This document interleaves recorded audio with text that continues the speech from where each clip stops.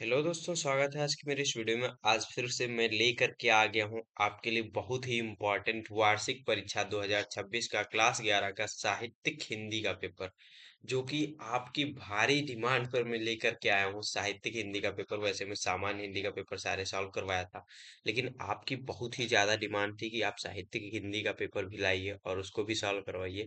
तो यहाँ पर मैं बहुत ज्यादा आपकी डिमांड पर ये पेपर लेकर के आया हूँ। तो यहाँ पर पेपर बहुत ही इंपॉर्टेंट आपका रहने वाला है। 70 पूर्णांक इसका भी है।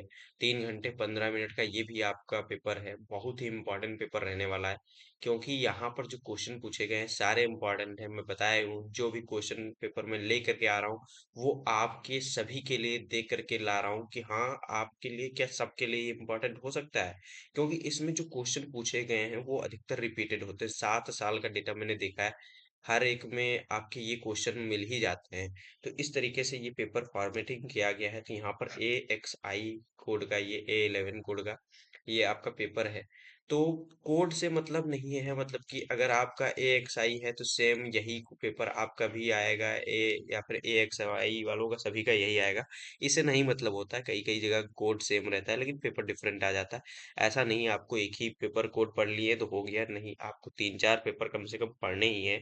अगर आपको तैयारी अच्छी करनी है, कोई भी आपका क्वेश्चन पूछ लिया जाए आपको बता देना है। तो यहाँ पर खंड का स्टार्ट होता है, बहुत ही इंपॉर्टेंट है, जिसमें कि आपके हिंदी साहित्य के विकास पर क्वेश्चन पूछे गए हैं। 5 अंक के हैं, एक एक अंक का 5 क्वेश्चन पूछे गए हैं यहाँ पर। तो अष्टयाम के रचयिता कौन है, यहाँ पर पूछा गया है। तो अष्टयाम के रचयिता आप साहित्यिक हिंदी के हैं तो बहुत अच्छी तरीके से जानते होंगे कि नाभा दास जी अष्टयाम के रचयिता हैं। और नाभा दास जी ने जो अष्टयाम लिखा था उसको ब्रज भाषा और अवधी भाषा दोनों में की थी इसकी रचना, है ना। तो बहुत ही इंपॉर्टेंट आपके लिए ये क्वेश्चन रहने वाला है, अधिकतर पूछा जाता है। फिर प्रताप पत्रिका के संपादक का नाम है। तो प्रताप पत्रिका के संपादक का नाम जो है गणेश शंकर विद्यार्थी है। और गणेश शंकर विद्यार्थी ने इस पत्रिका का जो संपादन किया था, उसका पहला प्रकाशन जो हुआ है, यह पत्रिका कानपुर से प्रकाशित हुई होती थी। और स्वाधीनता आंदोलन में इसका बड़ा योगदान रहा है।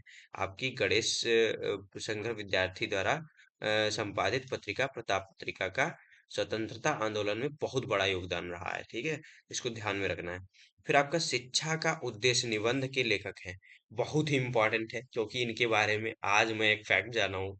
पहले सुना था लेकिन इतना ज्यादा अच्छे से नहीं आता मुझे, लेकिन आज मैंने इसको चेक किया तो शिक्षा का उद्देश्य जो निबंध है वो संपूर्णानंद जी का है। और संपूर्णानंद जी के बारे में हमें एक फैक्ट पता चला कि ये उत्तर प्रदेश, हमारे यूपी के आपके दूसरे मुख्यमंत्री बन चुके हैं। जो यूपी का दूसरा मुख्यमंत्री थे वो आपके डॉक्टर संपूर्णानंद जी ही थे। हाँ, तो इस तरीके से ये आपके इनके लिए फैक्ट बहुत ही इंपॉर्टेंट है, क्योंकि यूपी के सीएम ये रह चुके हैं डॉक्टर संपूर्णानंद, जिनका निबंध है शिक्षा का उद्देश्य, बहुत ही इंपॉर्टेंट है।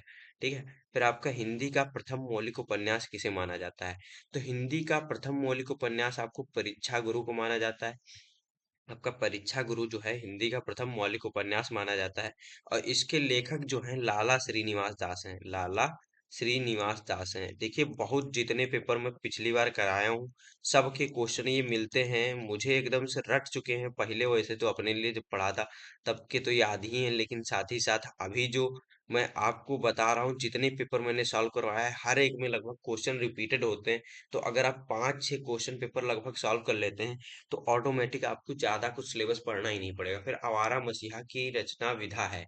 तो किस विधा की रचना है आवारा मसीहा, तो आपको पता है जीवनी विधा की रचना है। और किसने लिखी है, ये आपकी लिखी है विष्णु प्रभाकर जी ने। विष्णु प्रभाकर जी ने, ठीक है। तो आपको ये बहुत ही इंपॉर्टेंट है, याद रखिएगा। ठीक है, प्रभाकर जी ने किया है। ठीक है। तो इस तरीके से प्रभाकर जी ने किया है। और ये किसकी जीवनी, मतलब किसकी कथा पे आधारित है, किसकी जीवन पे आधारित है, तो ये शरत चंद्र चट्टोपाध्याय जो थे आपके जीवनी पर आधारित महान कथाकार वो भी थे, जिनकी इन्होंने जीवनी लिखी थी, ये विष्णु प्रभाकर जी ने, आवारा मसीहा नाम से। ठीक है। तो इस तरीके से आपका ये हो जाता है क्वेश्चन। फिर आपका अगला क्वेश्चन यहाँ पर प्रश्न नंबर 2 आता है, हिंदी काव्य से। काव्य साहित्य का विकास। तो काव्य साहित्य के विकास पे भी 5 क्वेश्चन पूछे गए हैं, एक एक नंबर के, जो कि 5 अंक के हैं। पृथ्वीराज रासो किस काल की रचना है? तो आपको पता है ये, अब तो कोई भी बच्चा बता देगा कि पृथ्वीराज रासो किस काल की विधा है। तो यहाँ पर आदिकाल की विधा है। जो पृथ्वीराज रासो है वो आदिकाल की विधा है। इसके रचयिता चंद बरदाई है। ये इसके रचयिता जो है आपके चंद बरदाई हैं, जिन्हें हिंदी का प्रथम महाकवि माना गया है। हिंदी का प्रथम महाकवि चंद बरदाई को माना गया है। ठीक है। फिर आपका जो अगला पूछा गया है, अष्टछाप के कवियों का संबंध किस भक्ति शाखा से है? तो अष्टछाप के जो कवि थे, उनका किस भक्ति शाखा से है? तो आपका उनका संबंध जो है कृष्ण भक्ति शाखा से था। कृष्ण भक्ति शाखा से उनका संबंध था। जितने भी आपके अष्टछाप के कवि थे, उनका संबंध आपके कृष्ण भक्ति शाखा से था। साकेत महाकाव्य के रचयिता हैं। तो साकेत महाकाव्य के रचयिता आपके मैथिली शरण गुप्त जी हैं। साकेत महाकाव्य के रचयिता आपके मैथिली शरण गुप्त जी हैं। और ये राम कथा पर आधारित है, जिसमें उर्मिला उर्मिला का आपका उर्मिला का विरह का सुंदर वर्णन है। उर्मिला के विरह का सुंदर वर्णन है इस साकेत महाकाव्य में। मैथिली शरण गुप्त जी द्वारा लिखित है और राम कथा पर आधारित है। निम्नलिखित में से कौन सा कवि रीति मुक्त काव्य धारा का है? तो रीति मुक्त काव्य धारा का कौन सा कवि है, यहाँ पर बताना है।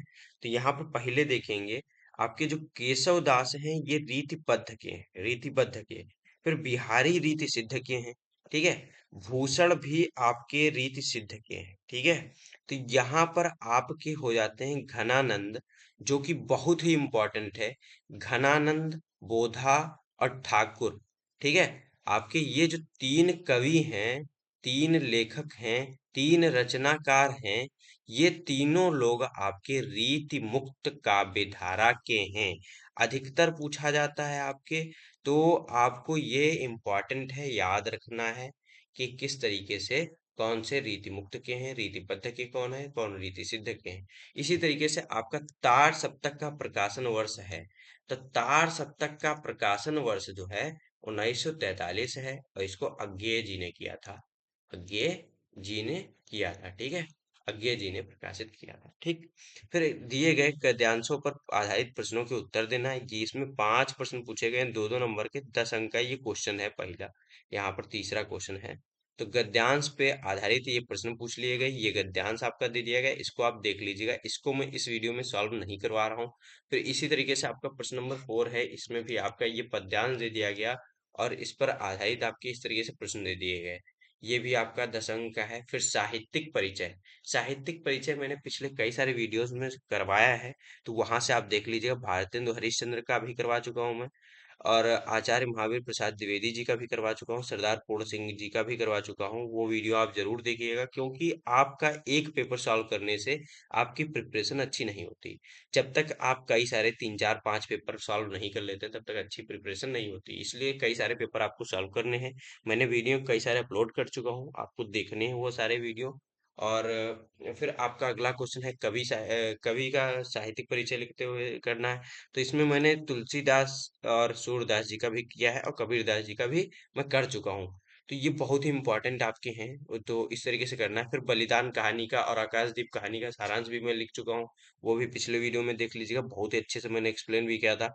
तो यहाँ पर आपने पठित नाटक के आधार पर मुख्य पात्र का चरित्र चित्रण करना है, वो भी मैं करवा चुका हूँ। उसको भी आराम से आप देख लीजिएगा। फिर संस्कृत खंड से 7 नंबर का प्रश्न आता है। तो इस तरीके से आप जानते ही ये फिर यहाँ पर इंपॉर्टेंट प्रश्न है, 6 नंबर का आता है। प्रश्न नंबर 8, रस छंद अलंकार पूछा जाता है। तो इसको मैंने सॉल्व इसी वीडियो में करवाया है। इस तरीके से आप पूरा पेपर देख लीजिए, और फिर हम बढ़ते हैं सॉल्यूशन की तरफ। तो यहाँ पर आपके जो बहुविकल्पी प्रश्न थे, उनका सॉल्यूशन है इस तरीके से। और फिर ये जो एक्स्ट्रा में अन्य तथ्य थे इंपॉर्टेंट, वो मैंने लिख दिया। फिर रस, श्रृंगार रस यहाँ पर दिया गया है, जिसका लक्षण इस तरीके से मैंने लिखा है यहाँ पर, और बहुत ही इंपॉर्टेंट है। और इसके जो उदाहरण है, बहुत ही अच्छे से आपके लिए ढूंढ ढूंढ के मैं लाया हूँ यहाँ पर, जो आसानी से याद हो जाएंगे और आसानी से आपको लिखते बन जाएगा। वीर तुम बढ़े चलो, धीर तुम बढ़े चलो, सामने पहाड़ों, सिंह की दहाड़ो, किसको नहीं याद है? बचपन से ही, कहाँ क्लास 1 की ये पोयम थी, उसमें हम लोग याद किए थे वीर रस। ठीक है। तो ये आपको वीर रस का उदाहरण लिख देना है। इसी तरीके से आपका अलंकार दिया है, अनुप्रास अलंकार। अनुप्रास अलंकार में तरनी तनुजा टट तमाल तरुवर बहुछाया नहीं याद होता है तो रघुपति राघव और राजा राम का है नहीं लिख देंगे, है ना।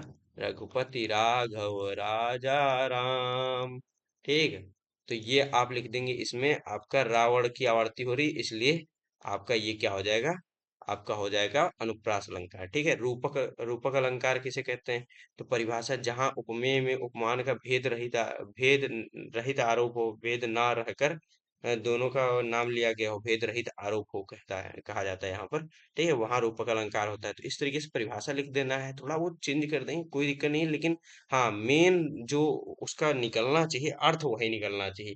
यहाँ देखिए, भेद रहित बोलिए या फिर भेद ना रहकर कहिए, है ना, रहित या फिर ना रहकर, तो उसे में ही है, वर्ड वही है, बस थोड़ा सा चयन वर्डों का अलग किया गया है।